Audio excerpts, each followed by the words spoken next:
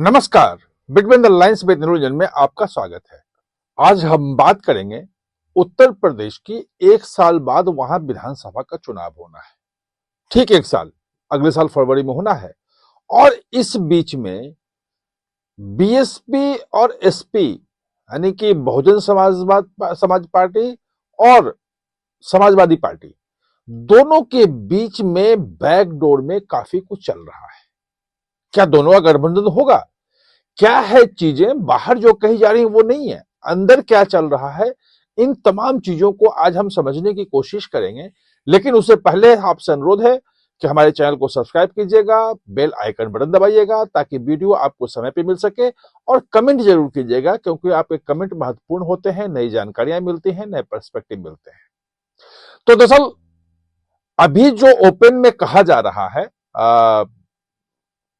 उत्तर प्रदेश के लिए, वो ये कि बसपा ने, मायावती ने अपने 70 साल की हुई हैं और जन्म दिवस पे अभी उन्होंने कहा है कि वो अकेली चुनाव लड़ेंगी और ब्राह्मण को साधने की कोशिश की है। एक फॉरवर्ड क्लास वोट अगर आ जाए, और अगर आप देखेंगे तो 2007 में भी ब्राह्मणों ने बसपा को वोट दिया था और 200 से ज्यादा सीटें उनकी आई थी, पूर्ण बहुमत की सरकार बनाने में सफल रही थी। तो वो जो 2007 वाला फॉर्मूला है उस पे चलने के लिए कह रही हैं। लेकिन उसी दिन समाजवादी पार्टी ने मायावती की बहुत तारीफ कर दी और ये कहा कि भाई उन्होंने, संगठन है उनका, ये योगदान है, तमाम चीजें उनके, खूब प्रशंसा की। उस डिटेल में जाने से समय बर्बाद होगा, लेकिन हाँ, प्रशंसा हुई। अब है क्या कि इस पे तमाम चैनलों में बहस भी हुई, डिबेट भी हुआ। लोगों ने बताया कि भाई 2019 में दोनों साथ में थे, उसमें बसपा को ज्यादा सीटें आ गई थी, लोकसभा में 10 जीती थी। ये जो हैं अखिलेश जो हैं वो केवल 5 जीत पाए थे। और 2024 में जब अलग थे, अखिलेश कांग्रेस के साथ थे, तब उनको 37 सीटें आई। ऐसे में मायावती के साथ जाना कोई जरूरी नहीं है। ये तमाम तर्क दिया गया और तर्क वैलिड हैं। ये ऐसा नहीं कि तर्क गलत है, तर्क सही है। लेकिन क्या जो 2022 में कांग्रेस के साथ जाकर के जो स्थिति हुई थी इनकी, अखिलेश की, क्या वो गलती फिर दोहराएंगे?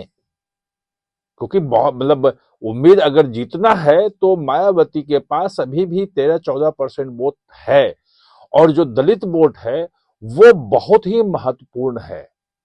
पीडीए के फॉर्मूला में जो जो फॉर्मूला है पीडीए का, वो पिछड़ा है और दलित है उसमें, और अल्पसंख्यक उसके बाद है।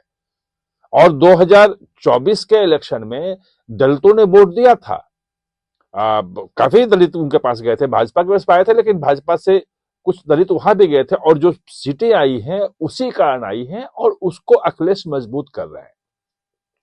जो जानकारी आ रही है वो ये आ रही है कि इस बार अखिलेश जो हैं, जो खासतौर पे अभी स्थिति हुई बिहार में कि कांग्रेस जो है वो बिल्कुल, मतलब, हाशिए पे चली गई, और उसके जो विधायक हैं वो भी रहे कि नहीं कोई ठिकाना नहीं है। और कांग्रेस जो है वो स्थिति महाराष्ट्र में भी इलेक्शन में उसकी खराब रही।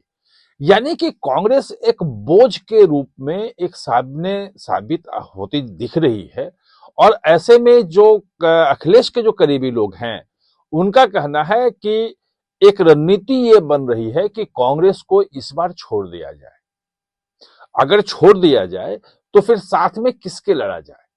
ये खतरा यह है कि कांग्रेस को अगर वो छोड़ देते हैं तो कांग्रेस और मायावती कहीं हाथ मिला लें, और कुछ क्षेत्रीय दल जो छोटे मोटे हैं वो सब उसमें साथ आ जाए, तो उससे ज्यादा नुकसान हो जाएगा सपा का। और सपा, ये भी एक तर्क दिया जा रहा है कि सपा को दरअसल जो है वो फॉरवर्ड वोट चाहिए और दलित वोट चाहिए, दोनों चाहिए। दोनों में से एक भी आ गया तो सपा निकाल लेगी, क्योंकि मुस्लिम वोट बहुत है उसके पास, यादव का अपना वोट है, एक वोट बैंक है उसका। और पीडीए का फॉर्मूला जो अगर 24 वाला क्लिक किया तो भाई भाजपा जो है 33 पे रह गई थी और 37 है, तो सरकार बनाने की स्थिति में तो आ ही जाएगी।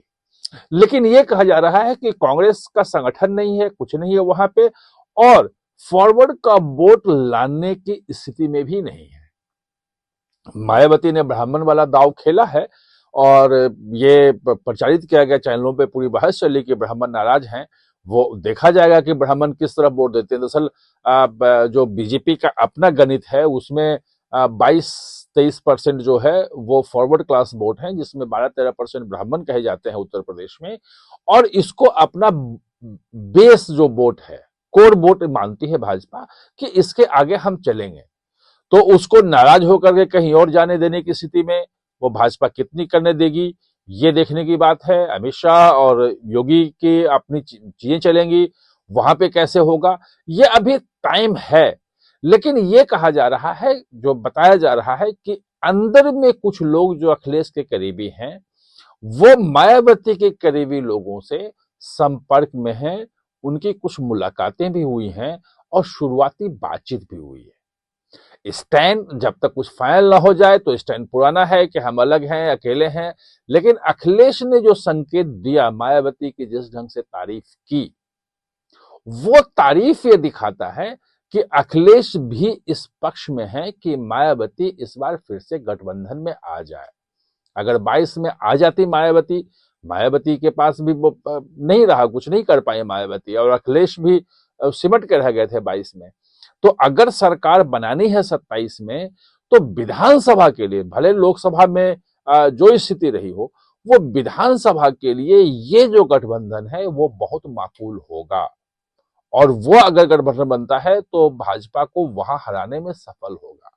समस्या जो है वो 19 वाली जो है वो वही समस्या है जो देखने में आई थी कि जो बसपा का वोट है वो सपा को ट्रांसफर नहीं हो पाया था। यानी कि बसपा के जो वोटर हैं वो सपा के कैंडिडेट को वोट नहीं दिए थे, और इसलिए 19 में भी तमाम चीजों के बाद भी जो 62 सीटें जीत गई थी भाजपा, वो इसलिए कि बड़े पैमाने पे उस पर देखा गया था कि दलित वोट जो है, मायावती का वोट जो है, वो टूट के भाजपा की तरफ आया था।